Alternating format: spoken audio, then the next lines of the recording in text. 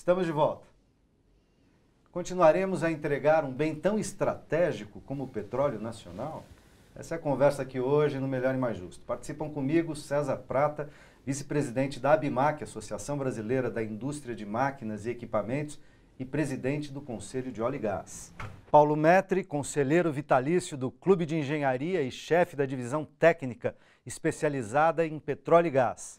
E João Antônio de Moraes, secretário de Relações Internacionais e Empresas Privadas da FUP, Federação Única dos Petroleiros.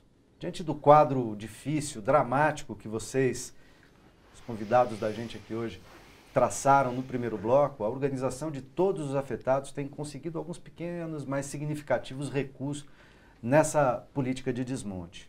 Tem sido possível negociar? Não se trata, como eu já disse aqui no fim do primeiro bloco, de defender um posicionamento esquerdo, de direita. A gente está falando de um projeto de país. Isso ficou muito claramente marcado na fala dos nossos três convidados. Projeto de soberania do futuro do Brasil em um mundo com questões geopolíticas bastante complexas, só para citar um exemplo, né? Como a gente pode fazer para entender, a população entender a complexidade desse debate e ampliar a nossa resistência, a nossa mobilização para não perder um patrimônio tão importante quanto a Petrobras, né? A gente estava conversando aqui no intervalo e o Moraes estava falando disso. Eu vou pedir para ele retomar, fazer uma síntese dessa posição de como desmontar os argumentos que o governo atual tem feito para dividir, para fracionar a Petrobras, para entregá-la para o capital estrangeiro, para abrir mão de ativos, para vender ativos, enfim, justificando isso pela corrupção de um lado, que teria sangrado a empresa, e por prejuízos de outro em função do mercado, do preço, de uma suposta incompetência para gerir a companhia e da queda muito acentuada dos preços do petróleo. Você dizia no intervalo, por exemplo, para a gente que a contabilidade que mostrou déficit na Petrobras é uma contabilidade no mínimo questionável. Queria que você contasse isso, combatesse esses argumentos que o governo tem utilizado do ponto de vista da FUP, né, dos petroleiros, para a gente poder seguir no debate e colocar uma série de perguntas que nos é enviada pelos internautas para os nossos convidados. Moraes. Bom, primeiramente é importante que se diga que a Federação Única dos Petroleiros, de forma alguma, admite e possa pôr panos quentes em possíveis casos de corrupção que existam na Petrobras. Fez coisa errada, pegou o que não é seu, tem que ser apurado e severamente punidos os culpados. Dito isso, olhemos para os números. Há mais de 2 anos, nós assistimos a grande mídia a achincalhar a maior realização econômica do povo brasileiro, que é a Petrobras, 24 horas por dia. E, ao fazer isso, um dos argumentos citados é que a Petrobras teria fechado no prejuízo nos últimos 3 anos. Eu queria dialogar aqui com o nosso telespectador, com o nosso internauta, sobre essa questão. Quais foram os prejuízos da Petrobras nos últimos 3 anos? Foram prejuízos absolutamente fabricados. Em nenhum desses 3 anos, a nossa maior empresa recebeu, faturou, saiu no caixa da empresa valores menores do que os seus compromissos. Todos esses anos, a Petrobras faturou mais do que devia e mais do que os investimentos que ela tinha para fazer. Da onde surgiu esse prejuízo que foi parar no balanço da empresa? O mecanismo utilizado é chamado suntuosamente de impairment.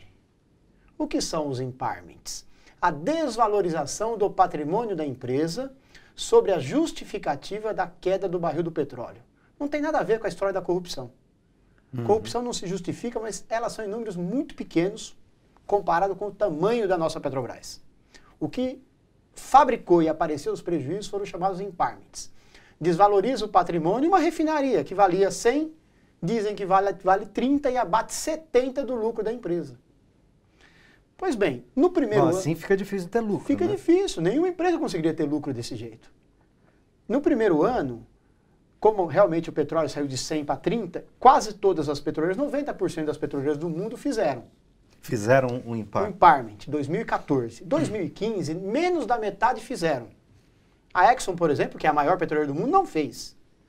Em 2016, quase nenhuma fez. E a Petrobras voltou a fazer uma desvalorização brutal. Então hoje, por exemplo, já existem acionistas, pequenos acionistas da Petrobras, que questionam essa forma de balanço na CVM. Agora, qual o dado?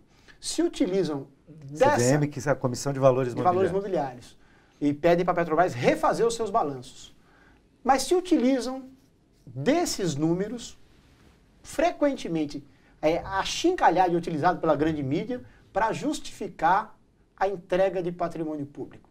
A entrega a preços baixíssimos, na verdade, menos de 10% do que o que vale. Né? A Complexo Petroquímico de Suape, em Pernambuco. A Petrobras tinha investido lá 12 bilhões. Foi vendido por 700 milhões. Agora a área de Iara, entregue a semana passada. O petróleo está mais de 50 dólares o barril. Calcularam Iara, com o petróleo é $1,50, $2 o barril. Então, nenhum exagero, menos de 10%. Se utilizam desse pretexto para poder entregar o que pertence ao povo, assim como para vender os ativos da Petrobras. Então, talvez um dos melhores serviços que o Maior e Mais Justo e a TVT possa fazer ao povo brasileiro é ajudar a divulgar isso. É mentira que a Petrobras teve prejuízo. É um prejuízo contabilmente fabricado. Estamos tentando fazer isso o tempo todo, no nosso jornal, em debates como esse. Deixa eu colocar os nossos internautas aqui na conversa. Do blog Arquitetura Legal, no YouTube, eles perguntam: um futuro presidente teria condições legais de desfazer esses absurdos que estão sendo praticados agora, recuperar a Petrobras e o pré-sal? Paulo, é possível desfazer o que está sendo feito? Se for um Chaves, sim. O Chaves, ele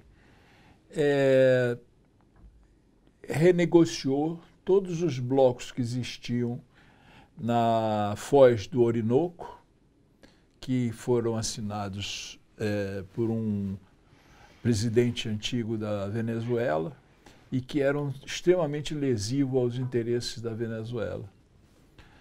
E, então ele chamou as empresas petrolíferas, que estavam todas com blocos nessa área, e disse: não, a Venezuela daquela época era uma Venezuela que não representava o povo venezuelano, tinha interesses outros, e se os senhores quiserem permanecer nesses blocos, há necessidade de deixar mais usufruto para o povo venezuelano. E, com isso, todas elas, exceto uma, que eu não me recordo se foi a Exxon, né, não se dispuseram a negociar. Quer dizer, se dispuseram a negociar. Todas elas, exceto uma, se dispuseram a negociar. E essa que não se disponibilizou a negociar, ela entrou numa corte internacional, etc. Eu não sei exatamente o final da história. Mas eu quis dizer com esse exemplo que, com força de vontade política e você conseguindo transmitir para a sociedade o seu intuito, você tendo uma mídia que transmite as diversas versões, pode até transmitir a versão neoliberal dos fatos, mas que transmita também as versões factíveis dos fatos, né? Então... as versões factuais, né? A gente está fazendo um neologismo, factuais. Versão factual.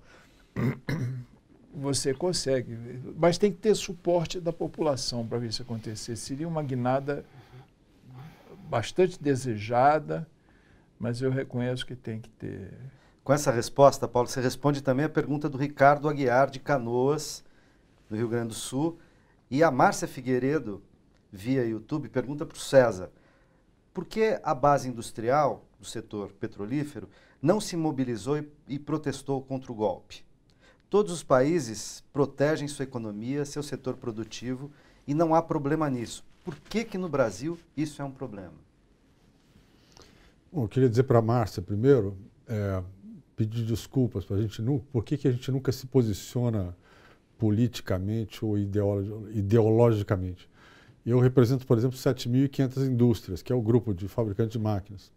Dentro desse grupo de 7.500 empresários, não existe uma ideologia só, né? Somos pessoas, somos brasileiros de diversas regiões do Brasil e nós não temos um partido político, uma ideologia, isso, né, nós estamos distribuídos na mesma razão do país. Por isso quem fala em nome do contexto, fala em nome do global, não pode se posicionar nesse sentido. O que aconteceu ali na véspera do impeachment, ou como eles chamam de golpe, a gente jamais usa essa palavra, porque tem, né, já ideologia ligada, né? Então, o que aconteceu naquele momento? Não foi, na nossa opinião, não foi a ideologia ou as ações que empurraram para esse resultado. Foi o contexto, né? Nós já tínhamos ali um desemprego bastante grande e tal, isso não favorecia muito você defender um governo que estava ali com as suas dificuldades naturais, que a gente conhece bem e tudo mais. Agora, o que mais se interessava para o empresário naquele momento é o seguinte: a economia ela estava travada de fato. E não era por culpa do governo, era por causa das expectativas, né? Os investidores, quem vai fazer empreendimentos e tudo mais, quem vai construir alguma coisa, parou para pensar. Peraí, vamos pensar, vamos ver o que vai acontecer. E já haviam previsões. O que vai acontecer? Vai continuar esse governo? Não vai? Aí, nessa hora, o capital ele se assusta, ele para de investir. Onde é que nós vamos? Na dúvida, vamos ver para onde vai isso. Isso é péssimo, porque nessa hora o empresário não tem para onde correr. Então, essa situação para nós ela era agoniante, sufocante, porque nós começamos a demitir em massa. Isso foi assim, péssimo. Isso agravou mais a situação ainda. E o que aconteceu com a troca de governo é que algumas expectativas, não todas, como vocês estão vendo aqui no próprio programa, não todas se apaziguaram. Ou seja, alguma estabilidade retornou ao cenário econômico. Os empresários eles nunca se posicionam, né? E, por exemplo, eu disse que nós não temos ideologia. O nosso próprio colega Moraes aqui me viu várias vezes, né? Nós não temos ligação com nenhum partido político no Brasil, né? Nosso amigo Moraes me viu várias vezes no gabinete da Dilma. Nós juntos aqui, levando propostas. Nós não fazemos nunca crítica, contra, a favor, aquilo. Nós levamos proposta, né? A nossa função como empresário, Márcio, eu queria dizer para você, é o seguinte: é propositivo, né? Está errado alguma coisa? Tá. O que faz para melhorar? Então, eu estive com o Lula, estive com a Dilma, já estive com o Temer 2 vezes esse ano, levando propostas. Se alguma coisa não vai bem, o que precisa para melhorar? Então, todos os governos têm defeitos. Olha, tem um problema crônico em Brasília que eu acho que as pessoas ficam assim um pouco distantes do mundo real, né? Você está lá isolado no meio do país, parece que não tem contato com a realidade. Então, quando a gente chega lá, a gente percebe que nossos governantes, por mais bem intencionados ou competentes que sejam, eles têm às vezes uma distância da realidade. E eu, que sou chão de fábrica, por exemplo, tive que lá explicar: olha, companheiro, precisa melhorar as condições, olha, essa tributação que você fez aqui foi excessiva, senão vai dar um desemprego ali e tal, mas sempre com proposta, né? Então, eu entendo a pergunta da internauta, mas tem esse problema, né? O empresário ele tem que transformar as suas manifestações em proposta concreta, né? O que é que precisa para melhorar tal e tal dado, tal e tal situação, né? Na política você jamais vai ver o empresário se posicionando, né? Tá certo. Posso dar um palpite sobre esse tema? Pode, mas Moraes, vou pedir para você, ao dar o palpite, aproveitar e responder a 2 perguntas o mais rapidamente que você conseguir, para a gente poder não só circular, mas com o tempo que temos, responder as muitas perguntas dos internautas aqui. Ótimo. Eu estou falando de 2 porque elas vão na mesma direção, vou juntar. Uma pergunta da Carmine, acho que é assim que fala, né, Carmine? Ela pergunta: o governo não, o desgoverno atual, nas palavras dela, ou a república da cleptocracia entreguista? Ela pergunta: por que setores nacionalistas não se rebelam e colocam os meliantes para correr? Ela está fora do Brasil, há muita mobilização, o Moraes vai falar disso. E a Joana Cunha de Holanda, na mesma direção, pergunta, está em Brasília, Joana, queria que os entrevistados, vou passar essa pergunta para poder rodar aqui, para o Moraes, junto com a da Carmine, né? Os entrevistados falassem um pouco como estão articulando a reação a esse desmonte e como a sociedade pode estar reagindo. Bom, dialogando com a situação. Realmente, algumas coisas chocam. Por que que nós tivemos ainda essa semana em Brasília, juntamente, representação dos trabalhadores e a ABIMAQ, questionando o fim do conteúdo nacional.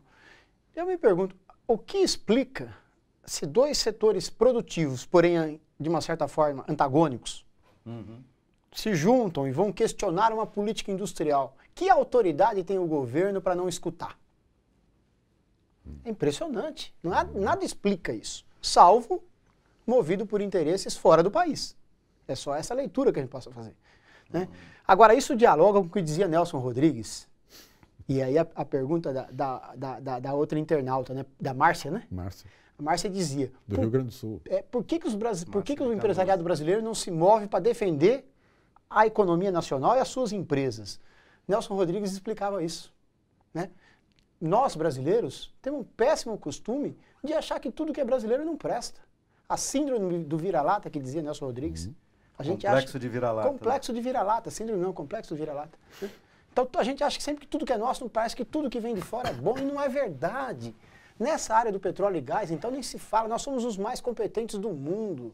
Desenvolvemos a melhor tecnologia. Somos os trabalhadores mais bem preparados, mais produtivos. Os nossos cientistas nos centros da Petrobras produzem tecnologia de ponta, que o mundo inveja. E mesmo assim a gente passa por isso. Então, Carmen e Joana, olha, nós vivemos um grande cerco midiático. Na verdade, o principal arquiteto da violência à nossa Constituição, que foi retirar uma presidenta que tinha 54 milhões de votos, colocar um presidente absolutamente impopular, deu essa semana menos de 5% de aprovação, sobre um pretexto de quadrilha, de supostos roubos, e agora divulgado aí 9 ministros do governo Temer envolvidos com as questões da Lava Jato. Imagine se fosse isso com Dilma. Cada um que tinha, a mídia ia em cima e ele caía no dia seguinte, só por ter o nome citado. Agora o Supremo Tribunal Federal denuncia 9 ministros. Abre inquérito. Né? Abre inquérito e a mídia, a grande mídia, está absolutamente calada. Às vezes até defendendo. É impressionante. Então, Carmen, isso não é fácil. Não é fácil esse grande cerco midiático, tendo a Rede Globo à frente. A Rede Globo foi constituída com capital estadunidense, não podemos esquecer disso. E se move por interesses contra o nosso país. E é a principal rede do país. No entanto, quero dizer para a Carmen e para a Joana. Joana que está em Brasília, então, nos assistindo. Faz muitos anos que as organizações sociais brasileiras não convocavam uma greve geral. A última foi nos anos 80. E nós estamos aqui chamando uma greve geral para o dia 28. De abril agora, 28 de abril agora, com apoio de todas as centrais sindicais, de todos os movimentos sociais, tudo que temos para o que estamos vendo. Na nossa categoria, nos petroleiros, por exemplo, que é o nosso tema aqui, os petroleiros já estão aprovando nacionalmente. Nós temos dito que um governo que assume o poder ao arrepio da Constituição Federal, sobre o bojo de um cerco midiático e de setores das elites brasileiras, é um governo imoral. A gente dizia nos anos 70, greve geral derruba o general. Agora estamos dizendo, greve geral derruba o imoral. Deixa eu falar rápido para poder cobrir alguns pontos aí que vieram à minha cabeça. É preciso dizer que o conteúdo local foi usado por grandes economias mundiais. Quando foi descoberto o Mar do Norte, a Grã-Bretanha criou um escritório, ela chamou de OSO, Offshore Supply Office, que era responsável pelas compras locais, vamos dizer. E esse escritório era responsável por dizer para cada bloco que era licitado e empresas ganhavam, antes da empresa ganhar, avisavam já para as empresas, olha, árvore de Natal vai ser comprada aqui na Inglaterra. Tal equipamento vai ser comprado aqui na Inglaterra, aqui no Reino Unido, perdão. Então, era impositivo. Não era feito assim, temos que atingir 65%, vocês têm a liberdade de escolher quais vão ser os itens. Noruega, também copartícipe do Mar do Norte. A Noruega fazia o seguinte, os melhores campos era da Statoil sozinha, e a Statoil fazia compras privilegiando a indústria norueguesa. Aliás, o contrato de partilha tem muita coisa da Noruega. Outros campos, para também não... para liberar um pouco a Statoil de não ter que fazer todos os investimentos, ela pode se juntar com empresas estrangeiras, mas ela vai ser a operadora. E ela que determina as compras. E ela determinava compras no mercado Muito local. Parecido, de fato, com o regime de partilha que o Brasil adotou, então, em 2010. Mas tinha também alguns blocos que eram permitidos haver leilão sem a participação da Statoil. Mas eram os blocos menos prováveis de obtenção de petróleo. Então, com isso, eu quero dizer que essa prática da proteção nacional já existiu e existe em vários países do mundo considerados grandes economias e considerados países neoliberais. O país mais nacionalista do mundo é os Estados Unidos. A quantidade de legislação de proteção ao empresariado nacional americano é imensa. Aliás, com Trump está extrapolando, inclusive. Olha, eu agradeço muitíssimo a presença de vocês, então César, Paulo, Moraes, agradeço muito a vocês. A gente vai ter que continuar debatendo a Petrobras, não é o primeiro programa que fazemos sobre o assunto, mas vocês viram, há um conjunto de questões que se desdobram em outros tantos e que em um programa só é impossível a gente dar conta. Mas fica o nosso compromisso de que essa pauta voltará ao longo dos próximos meses para o Melhor e Mais Justo e claro, para outros programas da TVT. Agradeço, claro, também a você que nos acompanhou até aqui, reafirmando que a Petrobras é um patrimônio do povo brasileiro pelo qual vale a pena lutar. A gente não pode sair desse lugar e para isso a gente tem que se informar adequadamente. A gente se encontra na próxima quinta ou a qualquer momento pela internet. Um forte abraço.